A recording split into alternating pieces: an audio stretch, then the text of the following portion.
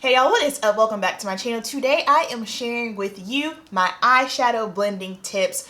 Of course, you know the mantra, we are keeping it simple. I feel like eyeshadow is one of those things that is just made out to be way more difficult than it should be. So let's go ahead and get into the tips. Alright, so I've got my notes here on my phone, so I will be referencing that, and we're doing this tutorial style, so I'm going to be explaining as I'm doing because I feel like that will just be better visual for you guys. So we're using our eyeshadow palette of the month, the Natasha Denona Love palette. If you have not seen my tutorial and other palette comparison, please make sure you check that out. I will link that down below. Alright, so the first thing you need to figure out is, do you need an eyeshadow primer? I feel like eyeshadow primer is one of those things where everyone does not need it. Of course, the market pushes it, oh, for longevity, eyeshadow lasting. Here's the thing. The way that the eyeshadow standard is made today, most shadows are going to just already be built to last. Now, of course, depending on what brand, the quality, all of that is going to vary. That is one reason why I love Natasha Denona. But you know, keep that in mind. I am someone who has very, very oily eyelids. I feel like if you are a person who has oily eyelids, then yeah, you probably do need a eyeshadow primer, because otherwise, once the oil starts pushing through, it will crease and your eyeshadow might start to fade. That is what typically for me is the cause of if my eyeshadow is creasing. It's because I don't have a primer on, the oil pushes through, and bye-bye eyeshadow primer. So my favorite primer of choice is the Urban Decay Primer Potion in the shade Caffeine. Again, if you are someone who does have drier eyelids, mature eyes, you will not like this. It will feel heavy on you. Now you're thinking, okay, well, Amber, do I need to put something on my eyes?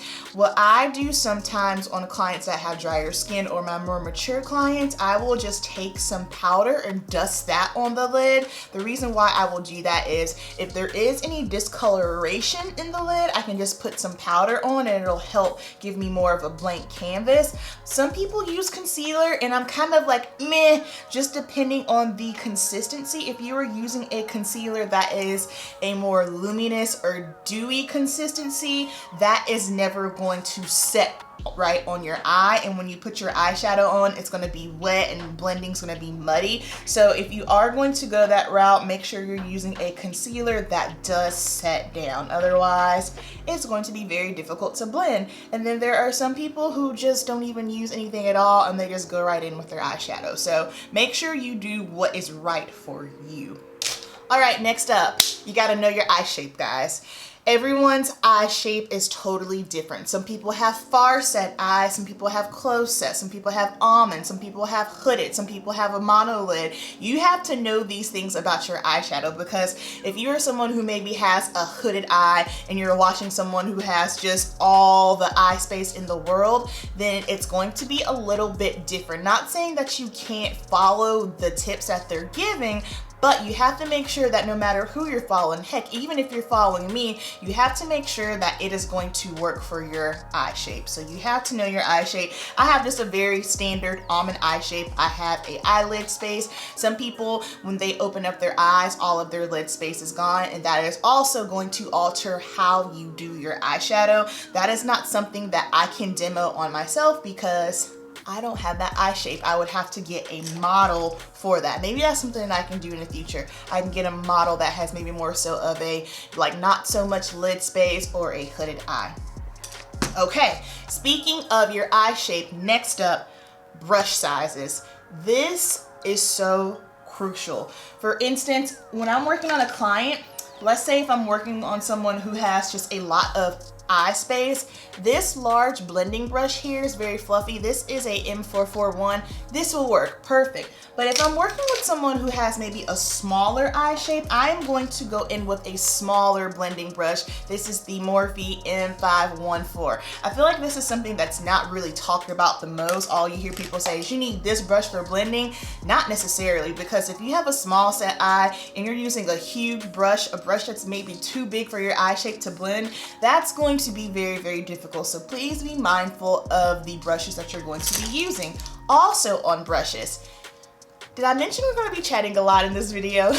We're chatting a lot. You don't need to have 6, 7, 8 different eye brushes. I have my 4 standard brushes. I can do a full eye look with these 4 brushes, and honestly, if it's just something very, very simple, I can get away with just these 3. So my weapons of choice are going to be the MAC 224. I'm sure you guys have seen this one. The Morphe M514. This is just a smaller fluffy brush, blending brush. I use both of these for blending. This is a MAC 247, just a flat brush. You don't have to use whatever brushes that I'm using. Any type of flat brush for the lid. And then I love this little smudger brush here. This is the Morphe M213. So keep that in mind, y'all. You don't have to use 5, 6. You don't have to use a lot of brushes. Next up,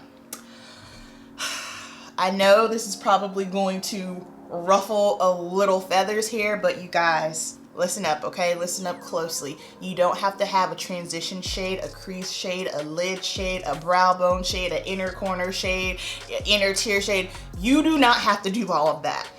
While that is beautiful, you know what I mean? It creates a great look, but just by the means of keeping it simple, you guys, once you start getting into all of that, that is not keeping it simple, especially if you are a novice or eyeshadow is just something that you struggle with. I guarantee you, if you try to follow those traditional tips that you see here on the tube, it's going to be difficult on myself, and even when I'm working on clients, you guys, I will be honest, I don't go through all of that. It's just going to be very, very dependent on the look that you are trying to create, and 9 times out of 10, you don't even have to go through all that. Work smarter, not harder. A lot of that's not really necessary. All right, so first things first here, I am going to grab my Morphe M514, and I'm just going to go in with the shade, what do I want to use? I have no idea what I'm doing. Let's go in with Soul first. So Soul, I am just going to start in the lower crease. Okay, this is something that I see a lot. So think about it. A lot of people want to go, so a lot of people want to take their transition color and stick it right up here in the crease.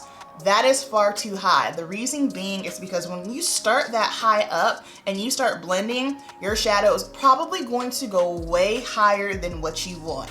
Recommendation, start low. Start right in that crease.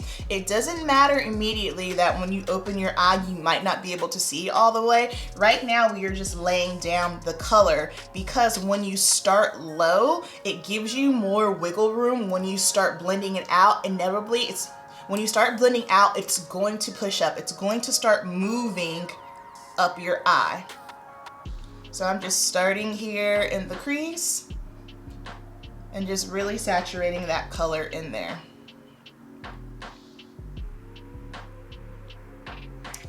Now look at my hand positioning and how I'm holding the brush. If you are so close up, you're gonna have a very hard time blending. You're choking your brush. You want to have the lightest touch, because that is how you will get the best blend. So far back, and we're doing windshield wiper motions. Windshield wiper motions is how you will get the blend.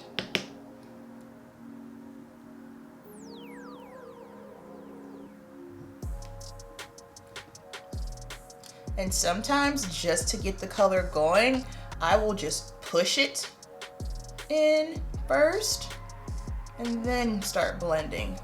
And notice how I'm not closing my eye, guys. I'm just looking down. My eye is open. A lot of people tend to do all of their eyeshadow work with their eye closed, and then when you open it, it looks totally different. So make sure you are leaving your eye open so you can get a true representation of what it's going to look like when your eye is open versus being closed. All right, so we have our first color down here. Please keep in mind, these are beginner tips. So if you're someone who is just intermediate or advanced, by all means, do your thing.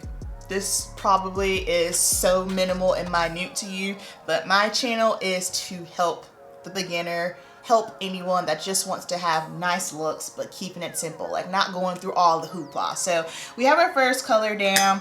Next up, we are going to talk about packing. So when you are blending, you have to understand that where you lay your brush down, that is where you are going to get the most pigment. Not even with blending if you're on the lid. So that first brush placement, that is where you are going to get the most shadow impact. So be mindful of that. For me, because I wanted the majority of that impact to be on the outside here, that's why I laid it down here the most and then began to start blending out. Now, something else you want to keep in mind is, I know some people like to start creating different eye shapes. Totally good. That's not what this is. I always recommend, you can never go wrong when you just follow the natural bone structure, the natural eye shape of your eye.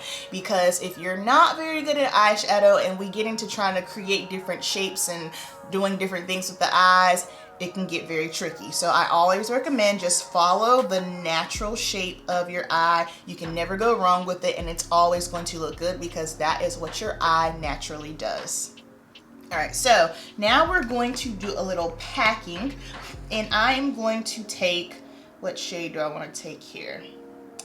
I'm going to take the shade Heartbeat right here, and I'm taking a flat brush, any flat brush you desire, and now I am just going to pack this on the outer corner. Now notice when you pack, you are going to get the most pigment. So if you are working on an area of your eye and you want to make sure you are getting the most pigment possible, pack it on. And this is a larger flat brush. This is actually used for concealer. Matte markets this brush as a concealer brush. I was trying to get a different brush, got the wrong one, ended up getting this one, but it works just fine. And use, again, a brush for packing that is appropriate for your eye. For instance, when I'm working on someone with a smaller eye, I will use this smaller packing brush. This is a Morphe M124. You can see how much smaller it is. Can we focus, please? Focus. Focus. Aye.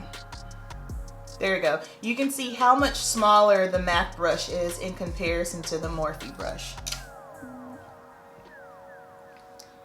Alright, so I'm just going to finish packing this on the outer corner here.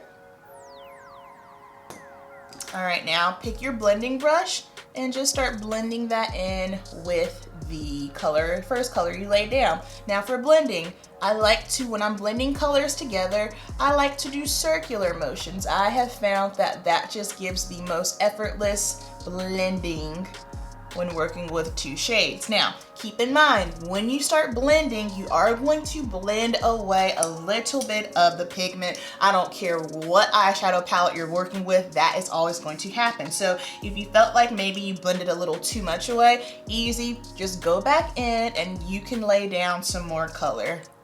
Very, very easy. All right, now I'm just gonna take that same Heartbeat shade and I'm just gonna put this more in the inner crease there.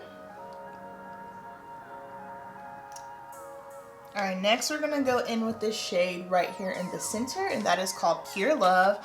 And taking a lid, now this is a shimmer tone, and I am just going to start packing that on the lid. So right there on the center, and then in the inner. Again, I am just following the natural shape of my eye.